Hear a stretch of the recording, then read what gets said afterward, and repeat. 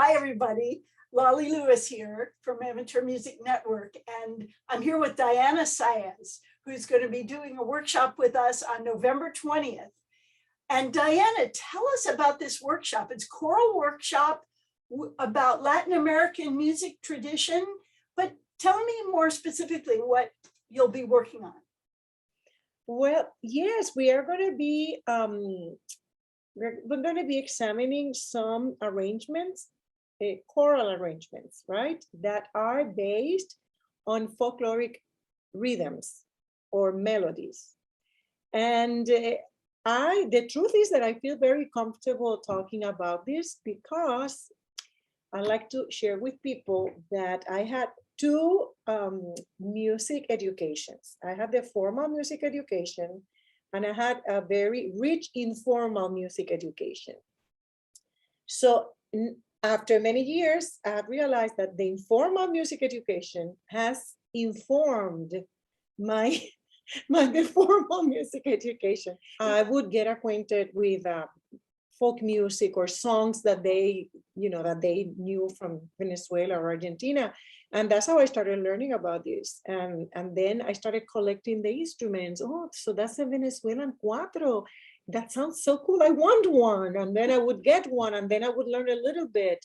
So I'm not a virtuoso player of anything, but I get the idea of how the cuatro is played and the Venezuelan maracas, they're different. And it's amazing how years later that inspired me to start Cantigas, which was a chamber choir that I founded myself, and then I directed for 25 years. Wow. And in this choir, we performed music from all over Latin America. And it was a challenge because people would think that that because I speak Spanish, a Venezuelan rhythm will be easy for me, but no, not necessarily, because I didn't grow up with those rhythms. So that's when the informal education kicked in. You see, it was there somewhere, and that helped me a lot to prepare and to be able to teach those arrangements. As a choral singer and, spending a life listening to and singing choral music, this is not the only area where we just have, I wouldn't necessarily call it a deficit, but it's almost a blind spot. It's like, there's so much music that we just never even get to at all. We don't even know it's there. And how exciting to open up to a completely different I was going to say tradition, but it's a set of traditions because it's huge. Latin America. Yes, exactly. That's not one thing, is it?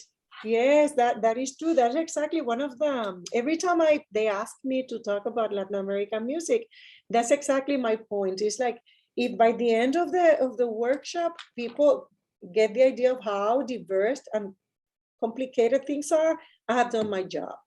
This is not just like that. This is just the beginning. It's just a seed, it's like, but there's so many regions and every region has its own tradition, its own rhythms, right? Yeah. So it's really, but that's the same thing with everything. Oh yeah. Right? Africa and Europe and even the United States. Oh yeah. Once you start opening those doors. Yes.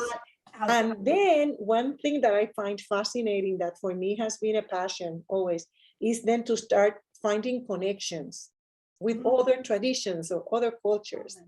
Exactly. So in this workshop, Diana, I know you've put some materials up on the website for people to prepare.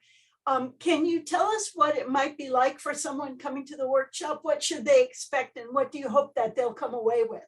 Yes, I think we'll do a lot of listening.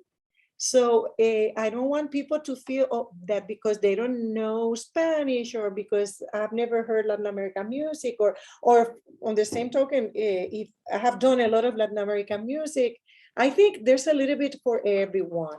Because what I'll try to do is I'm going to focus on arrangements that are actually published in the US, and maybe some of this music are the people that will attend, they might have even done that music in the choirs.